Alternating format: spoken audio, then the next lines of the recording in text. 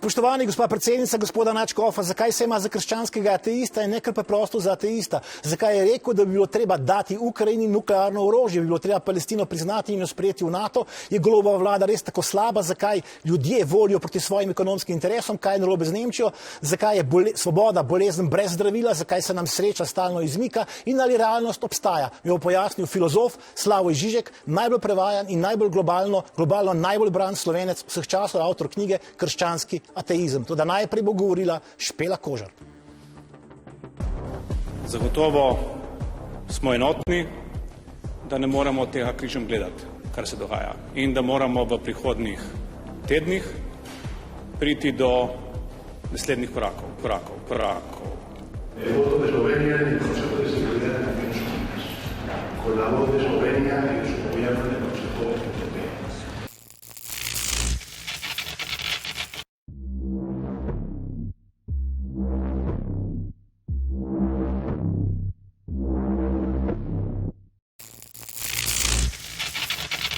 Naj bi ustavni sodnik, dr. Klemen Jaklič, bil poleg tega, da je bil ustavni sodnik tudi samostojni podjetnik. Zakon o ustavnem sodišču je jasen, da je pridobitna dejavnost popolnoma nezdružljiva s funkcijo ustavnega sodnika. Pričakujem, da bo dotični ustavni sodnik ponudil svoj odstop. Nemudoma. To levo-desno se mi zdi otročje. Vsak mora prevzeti svoje odgovornosti. Sej to je javni denar. Jaz bi rad gospode vprašal, ko so skoraj vsi gradili hiše, domnevam, ali pa kupovali stanovanje, so na isti način to delali. So kar neke ponudbe, ki so se neki malo zmenili.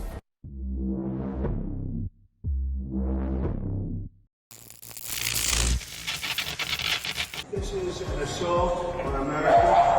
Nothing like this has ever happened before. There's never been anything like it. Every legal scholar says this case is nonsense. We are devoted to the defense of Israel. We will support Israel. We will help defend Israel. Those against? The draft resolution has not been adopted owing to the negative vote of a permanent member of the Council.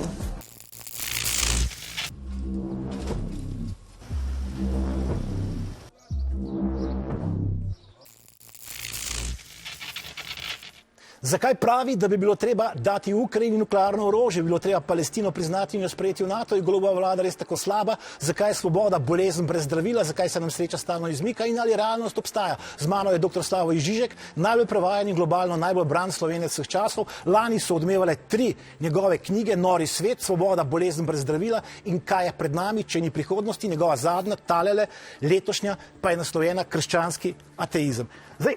Zakaj se imaš za krščanskega ateista, zakaj ne preprosto za ateista? Ker če hočeš biti res ateist, moraš religijo spodnesti od znotraj. To pa se zgodi v krščanstvu in edino v krščanstvu. V krščanstvu Bog na križu umre. In čemur to predhodi, kar se zgodi potem, ni neka vrnitev k Bogu ali kaj, ampak je Sveti Duh. Kaj je Sveti Duh? Skupnost verujočih, ki ne rabi nobene zunanje opore.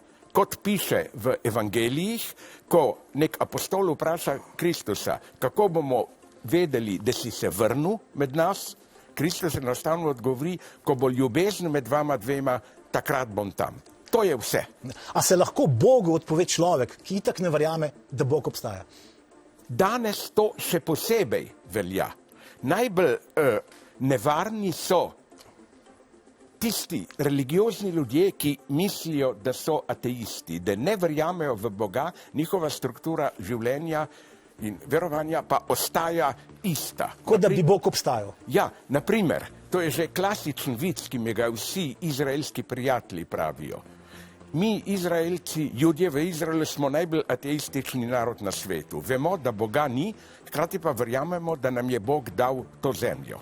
In to je obča struktura danes. Se pravi, na svoj način ne bomo zgubljali časa, isto velja za Stalina. Verjel je v velike zakone zgodovine in tako naprej. Samo da eno misel tukaj končam važno.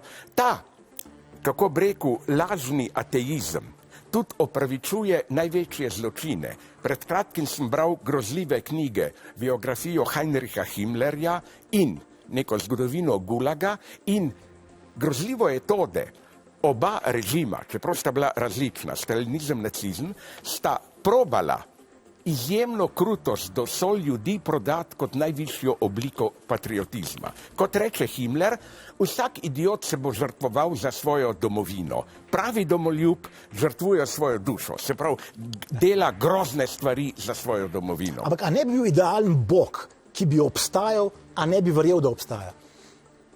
To pa je zanimivo teološko vprašanje, a Bog rabi verovanje.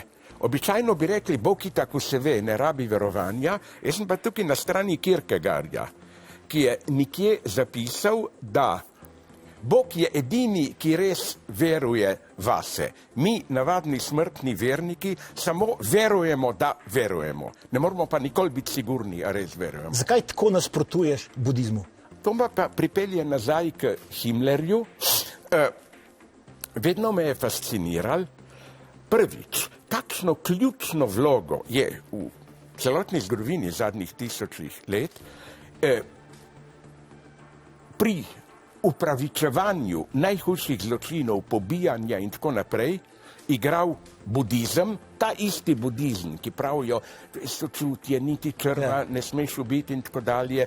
Zakaj? Ker osnovni nauk, tako si ga primitivno militaristi prisvojijo, budizma je, realnost je samo nek sklop fenomenov, ko se potegneš vase in postaneš nič, takrat si šele to, kar resnično si. Se pravi, nauk je, ubijaj, delaj, kar hočeš, itak imaš opraviti samo s fenomeni, ravnaj z distanco. Ne se identificirati s svojimi dejanji, ne jih vzeti resno.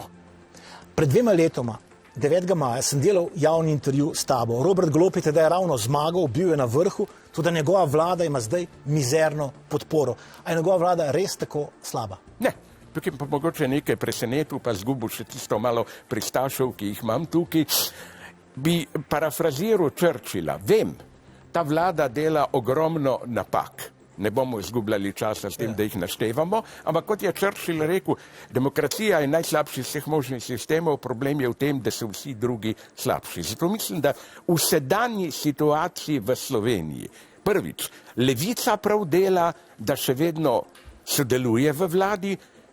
Sej ni samo privesek. Poglej samo Luka Mesec, na primer, koliko ukrepov je spelu. Levica ima neverjetno vpliv. Drugič, Golob je pač ob vseh nujnih spodrsljajih, je pač tehnokrat, odprt do teh družbenih gibanj, feminizma in tako naprej. Vidimo. Ja. Prosim? Očitno, ja, očitno. Ja, in to je pa tvoj sarkazem, ampak ne bom ti rekel, koliko let Gulaga boš za to dobil. Hočem reči, da ta kombinacija razsvetljen tehnokrat in neki malo bolj radikalen levičar se mi zdi... Ta idealna sveta koalicija, ali kaj? A je to nesveta koalicija? Zdaj, kaj je sveto, ne vem. Jaz sem teoretsko vzgojen, tako da vem, da sveto je ime za umazano. No, pa če sva ravno pri obscenosti, Donald Trump je primer obscenega vodja, praviš. Vse umazanije počne javno na odprti sceni, zakaj ima potem takšno podporo? Zakaj mu njegovo ljudstvo vse vedno tako zlahka odpusti? Bom bil čim krajši tukaj, ker o tem sem knjige pisal, kar si zdaj rekel. Mislim, da je čas, da obrnemo slavni rek Abrahama Lincolna, ki pa mimogrede povedan, ga je on pobral od nekoga drugega. Neki ljudi lahko varaš ves čas, vse ljudi lahko varaš nekaj časa, ne moreš pa vseh ljudi varati ves čas. Jaz mislim, da jih lahko. Ja. Jaz mislim, skoraj ves čas. Jaz mislim, da samo izjemoma pride do razsvetljenih momentov. Ne verjamem, da so ljudje in sebe štejem mednje. Nimam se za nekega elitnega intelektualca. Ne verjamem, da ljudje težijo k resnici. Ljudje bežijo od resnice. Ja, nekateri analitiki pravijo, da razlika med levico in desnico nima več nobenega smisla. Kaj praviš ti? Ima, čeprav se dogajajo zelo čudne stvari. Neki moji prijatelji ameriških je celo jokalo, se spomniš, pred nekaj več kot 2 ali zdaj že 3 leta, ne vem, 6. januarja ustoličenje Bidna. Kaj se je zgodilo? Še revolucijo je desni populizem ukradel levici. Kaj je sajn vseh levičarjev? Zbrano ljudstvo udre v sedež oblasti. To so naredili. Mislim, da živimo v času, ko levica izginja, ampak v svoji odsotnosti jo je še kako čutiti. Zakaj? Zato, ker, kot je že Walter Benjamin rekel, vsak fašizem je učinek propadle revolucije. Očitno je danes tudi v ZDA neko revolucionarno vrenje in zaradi, o tem zakaj nimamo zdaj časa govoriti, kraha levice si ga je prisvojila populistična desnica. Si tudi vs agitprop si je desnica prisvojila od levice, ne? Ja, da bom pa iz tega sklep potegnil, ki bo marsikoga stresel. Moj sklep je, pustimo torej levici to površinsko pojmovanje revolucije, javno preklinjanje, grobosti in tako naprej, in postanimo to, kar je bil uspešno, dokler ni postal res star. Pred enim tednom sem ga videl na cesti v Vermontu, Bernie Sanders. A ni on, za razliko od Trumpa, ki je obscen, historicist, relativist, manipulator, a ni Bernie Sanders poosebljenje te najbolj zdravorazumske spodobnosti dostojanstva navadnega človeka. Mislim, da mora levica staviti na to, čemur se včasih reklo moral majority. Zdaj, družba je tako polarizirana, tako razklana, pravijo, da je najbolj, da oblast prepustimo nepristranskim, nadpolitičnim tehnokratom, ekspertom. Kaj praviš ti? Nistva zadeva toliko v tem, da bi bil proti temu. Ampak zadeva je v tem, da če si odblizu pogledamo kogarkoli od teh ekspertov, tako leve kot desne, ali sredinske ali kaj, vidiš, da se za tem videzom neutralnosti skriva že neka politična odločitev, že neka pristranskost. In to je, tukaj ostajam na liniji marksizma in krščanstva. Kot je rekel Kierkegaard, ni neutralne, ni ekspertov za krščanstvo. Čim rečeš, a je ta dokaz za Boga dober, a bi me bolj prepričal, si že grešnik. Isto reče Marx, če nisi zainteresiran na osvoboditvi zasužnjenih, pol marksizem nima smisla, marksizem ni objektivna znanost. Ekonomska neenakost, o kateri se to govori, se zdaj po vsaki krizi le še poveča, to vidimo. Zato lahko tudi pravzaprav po tej krizi pričakujemo stopnjevanje gneva, ogorčenja, resentimenta, polarizacije. Zdaj, kdaj bo kapitalizmu na pomoč priskočil fašizem, tako kot v 30 letih? Potem kasneje, to se že dogaja, bi pa rekel samo, kaj me najbrž skrbi v tej krizi na ravni socialnosti. Vemo, kaj se je zdaj pred par tedni zgodilo v Haitiju. Oborožene tolpe so preprosto skoraj povsem prevzele oblast. Kontrolirajo državo. Zdaj bo nekdo rekel, ja, Haiti, primitivna država tam. Oprostite, a ni v Izraelu s temi, kako se po slovensko reče, settlerji? Ja, naseljenci, ja. A ni to nekaj istega? Oni imajo oborožene tolpe, ki s tihim soglasjem države terorizirajo Palestince. Država ne naredi nič. A ni podobno celo v Združenih državah, Proud Boys in podobne družbe, nasilnežev, teroristov, ki jih Trump tolerira. Reče jim ne udarjati, ampak bodite pripravljeni. In mislim, da mene, zdaj spet rekel nekaj šokantnega, mogoče za nekoga edini vic, ki ga bom povedal, ga že prodajam okoli, to me najbolj skrbi. Pred leti je iz vzhodne Nemčije krožil nek vic, ki sem ga jaz zdaj priredil na današnjo situacijo. Vzemimo 3 najbolj znane politike danes. Putin, Xi, kitajski vodja in Trump. Vsi 3 smejo stopiti pred Boga in ga nekaj vprašati. Prvo ga Putin vpraša, kako bo pa z mojo ljubljeno Rusijo čez 10 let. Bog reče, slabo, Rusija bo kitajska kolonija. Potem Xi stopi naprej. Kako bo pa s Kitajsko? Reče Bog, tudi slabo, gospodarstvo vam bo propadlo in boste morali zaustriti diktaturo in še prositi za pomoč Tajvan. Pol pa stopi vesel Trump naprej in po vsakem od teh seveda Putin in Xi se obrneta stran in zajokata.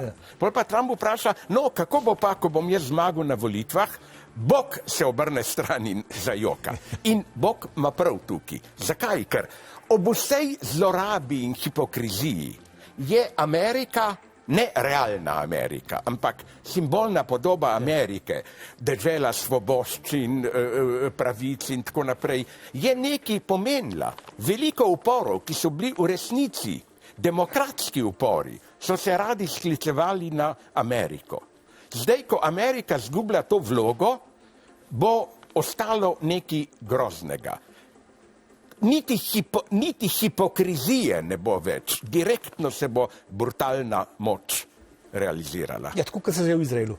Ja. Tako kot se je v Ukrajini. Ja, zato mislim, da to si zelo dobro rekel, zato mislim, da bo ceno za to, kar se dogaja zdaj v Izraelu in v Ukrajini, bo plačala Amerika. Sam za hip se vrnemo nazaj. Ekonomska neenakost se čedalje bolj poglablja. Selimo se iz ene krize v drugo, podnebje odpovedujejo, vsi govorijo, da bo treba nekaj storiti, nekaj spremeniti. A lahko do velike radikalne spremembe pride na miren demokratičen način z volitvami, ali bomo potrebovali apokaliptično grožnjo, kot je recimo razpad podnebja?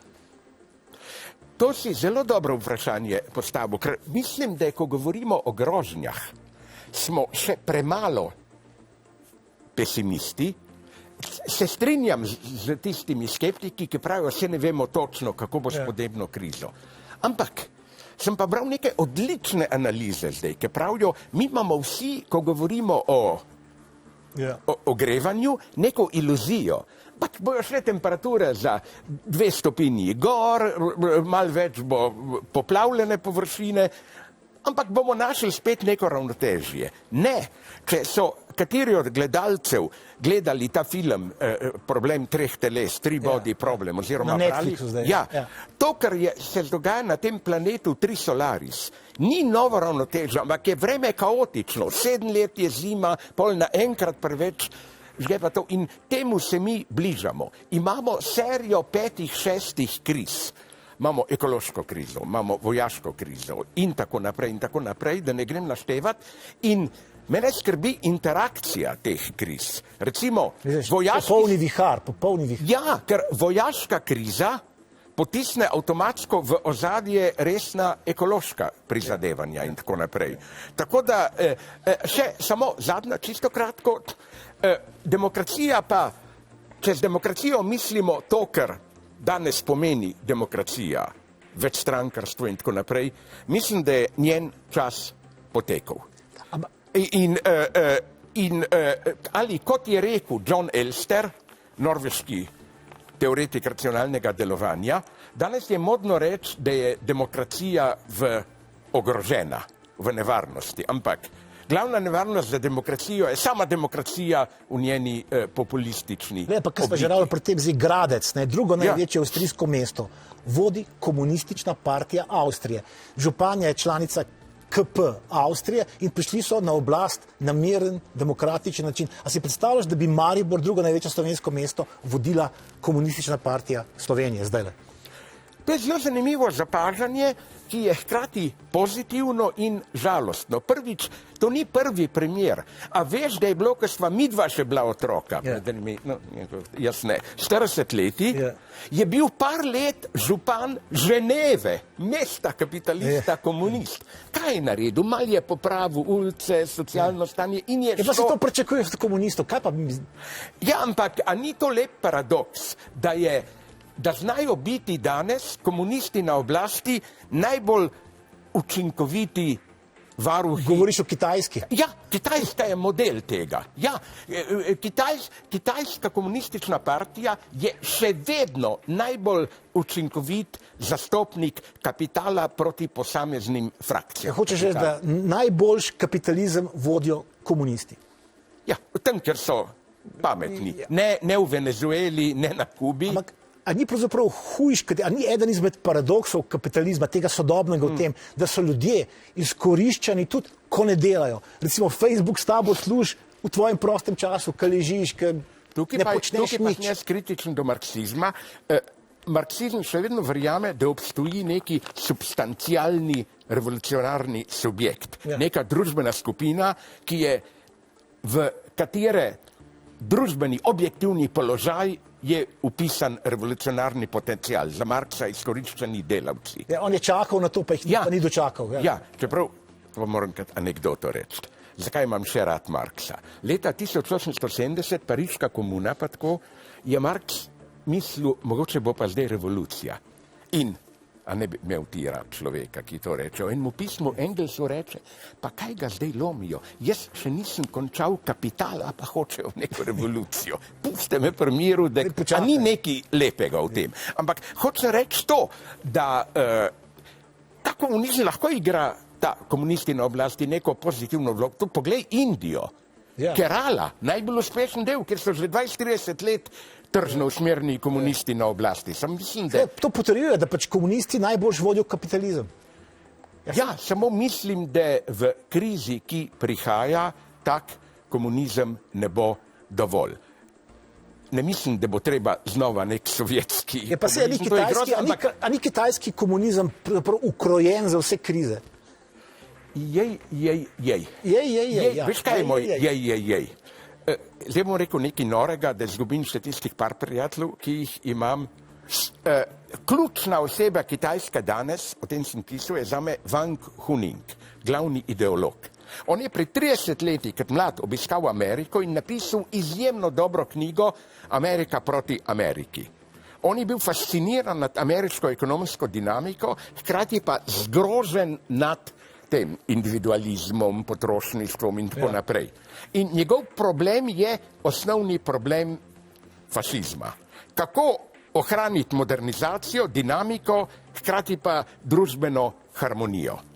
In zato mislim, da to, kar se je v resnici zgodilo z Deng Xiaopingom, je sprememba Kitajske iz komunistične v, rečimo temu, mehko fašistično državo. Hoče reči Mussolinijevsko ali kaj? Mussolini do konca... Ja, frankistično. Ja. Ne rabiš žida ali nekega hudega sovražnika, rabiš samo neko tradicional obvezno ideologijo. Rabiš krizo, rabiš šok. Poglej recimo, kaj zadnji govor Šija, šefa Kitajske, izjemno zanimiv.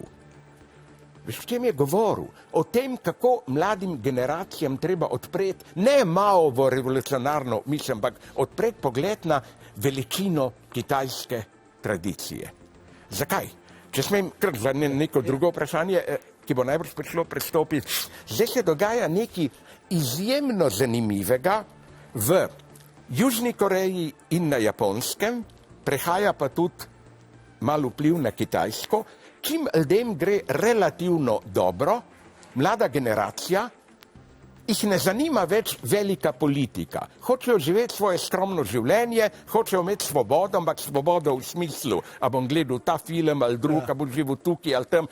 Se pravi, neka čisto depolitizirana mlada generacija. In tega se je Ši ustrašil. In se je oprl na tradicijo, mislim, da to ne bo delovalo. Jaz imam na nek način rad Kitajsko, zdaj se je lepo spoprijela s krizami. Samo mislim, da zdaj vodstvo zgublja živce. Ja. Rekel si, da bi bilo treba dati Ukrajini nuklearno orožje. Ker?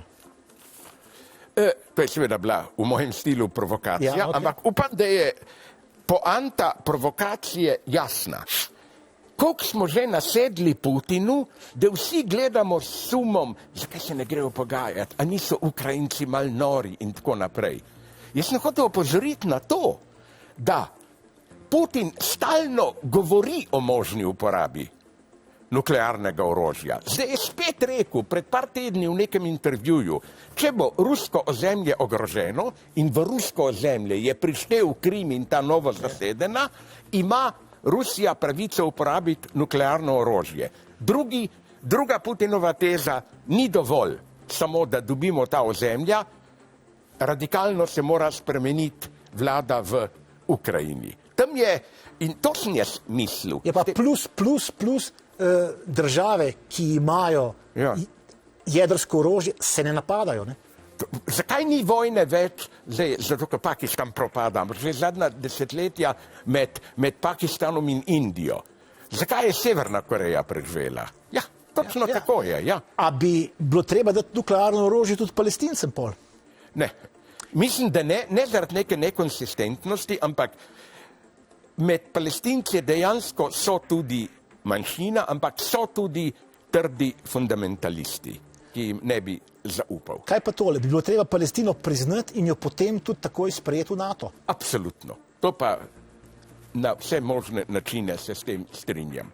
Ker bi to tudi bila neka obveza za Palestino, da je, če bi eventualno zaživela samostojno odprta država in tako naprej. Kaj misliš, da bi se zgodilo, če bi recimo Samuel Žbogar med zasedanjem Varnostnega sveta Združenih narodov nenadoma vstal in vse pozval, naj vstanejo in se poklonijo vsem palestinskim žrtvam? Tudi jaz sanjam o nečem takem, zgodilo se seveda ne bi nič, hudič bi bil, ne samo, ampak bi bila pa lepa gesta in neke vrste moralna preizkušnja. Ker je bilo nešteto poklonov tem izraelskim žrtvam in tako naprej. Tako, kot si ti rekel, bi moral narediti. Ne in obsoditi izraelski kolonializem. Samo to. Ne podpreti palestinske bombe ali kaj. Samo pokloniti se žrtvam. To bi bilo dejanje. Ampak pazi, za oboje, Ukrajince in Palestince, je to vojna za preživetje. Ne? Kako se bo to končalo? Slabo. In veš zakaj? To je prav ironično mi je prišlo. Slabo se bo končalo, zato ker tudi nasprotna stran, lažnivo, misli, da je to vojna za preživetje. Putin in njegovi apologeti skozi poudarjajo, tukaj gre za obstoj Rusije, isto Izrael. In oboji se lažejo. Ampak a misliš, da bi se lahko Rusi na neki točki uprli Putinu in Izraelci Netanjahuju in tej skrajno desni vladi? Jaz sem spet pesimist, lahko bi se, ampak tako kot je bilo z Miloševičem, najbolj verjetno je, da se bo to zgodilo, če bosta Putin ali Netanjahu izgubila vojno. Ampak glej, vsi svarijo zdaj pred vzponom skrajne desnice na evropskih volitvah. Zdaj, Rusija simpatizira s to skrajno desnico evropsko. Zakaj potem na levi toliko simpatiziranja z Rusijo? To je dobro vprašanje, na katero nimam enostavnega odgovora. Eno je ta fetiš NATO. NATO je utelešeno zlo. Kdorkoli je v konfliktu z NATO-om, mora biti nekaj dobrega na njemu.